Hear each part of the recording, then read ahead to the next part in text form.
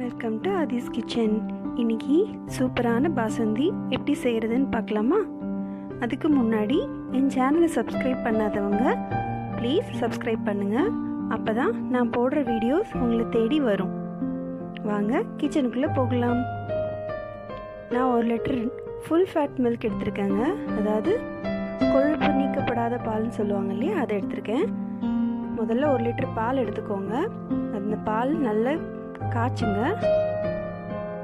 நல்லா பொங்கி வந்ததுக்கப்புறமா மீடியம் ஃப்ளேமில் வச்சுக்கோங்க. சைடில் படுது பார்த்தீங்களா, முதல்ல ஆடை படுறது இல்லையா, அது நல்லா கலந்து விட்டுக்கோங்க. பேனில் சைடில் ஒட்டி இருக்கிற அந்த ஆடை மலாயின்னு சொல்லுவாங்க இல்லையா, அந்த கரண்டியை வச்சு நல்லா அப்பப்போ சுரண்டி பால்லையே இது பண்ணி விட்டுருங்க. அப்போ தான் நமக்கு அந்த பாசந்தியோட கன்சிஸ்டன்சி கிடைக்கும். இது அவ்வளோ டேஸ்ட்டாக இருக்கும். செய்கிறது ரொம்ப ஈஸி. இதை ஒரு விசேஷம் பண்டிகைன்னா கண்டிப்பாக ட்ரை பண்ணி பாருங்கள். இப்போது நான் சூடான பால்லேருந்து ஒரு 2 டேபிள் ஸ்பூன் அளவுக்கு எடுத்து இதில் ஒரு பிஞ்ச் அளவுக்கு குங்குமப்பூவில் சேர்த்துருக்கேங்க. இது ஒரு நல்ல கலரும் வாசனையும் கொடுக்கும். அதை ஓரமாக எடுத்து வச்சுக்கிறேன். இப்போ திருப்பி மீடியம் ஃப்ளேமில் வச்சு பண்ணுறேன் நான். அப்பப்போ கிளறி விட்டுக்கோங்க பாலை. நான்ஸ்டிக் பேனில் பண்ணுறதுனால அடி பிடிக்காது.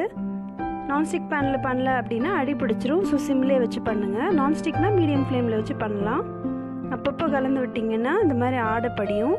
அதை அந்த கரண்டியை வச்சு அப்பப்போ பாலில் கலந்து விட்டுருங்க.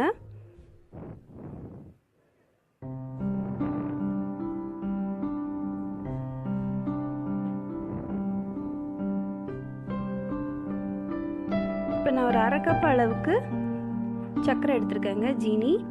அதை ஒரு 4 ஏலக்காவோட மிக்சியில் நல்லா பொடி பண்ணி வச்சுருக்கேன். அது ஜீனியோட நம்ம மிக்சியில் போடும்போது நல்ல ஃப்ளேவர் வரும், ஏலக்காவோட ஃப்ளேவர் வரும். தோலோடையே போட்டுருங்க. அதுதான் இன்னும் நல்ல ஸ்மெல், நல்ல ஃப்ளேவர் செம்மையாக இருக்கும். போட்டுட்டு நல்லா கலந்து விட்டுக்கோங்க.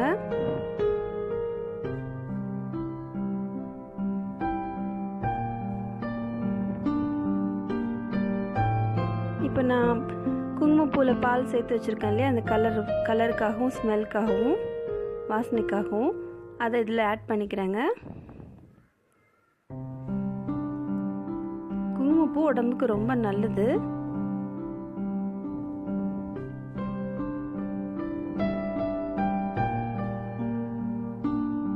நிறைய மருத்துவ குணங்கள் இருக்குது. அதனால் அப்பப்போ சாப்பாட்டில் சேர்த்துக்கலாம். கொஞ்சம் காஸ்ட்லி, ஆனால் நம்ம டெய்லி சாப்பிட போகிறதில்ல. அட்லீஸ்ட் மாதத்தில் ஒரு தடவையாவது நம்ம சாப்பாட்டில் சேர்த்துக்கலாம். ரொம்ப நல்லதுங்க அது.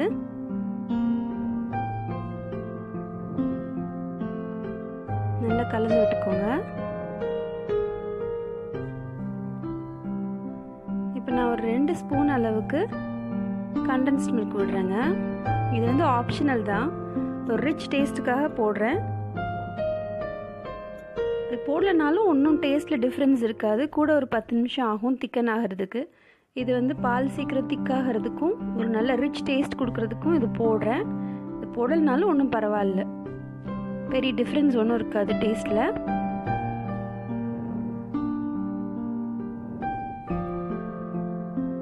போட்டுட்டு நல்லா கலந்து விட்டுக்கோங்க.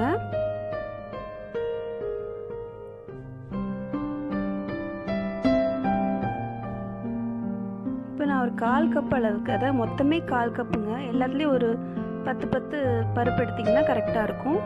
முந்திரி பருப்பு, பாதாம் பருப்பு, பிஸ்தா பருப்பு அதை பொடியாக நறுக்கி வச்சுருக்கேங்க. மொத்தமாக அது சேர்த்து 1/4 கப் அளவுக்கு வரும். அதை நான் ஆட் பண்ணிடுறேன்.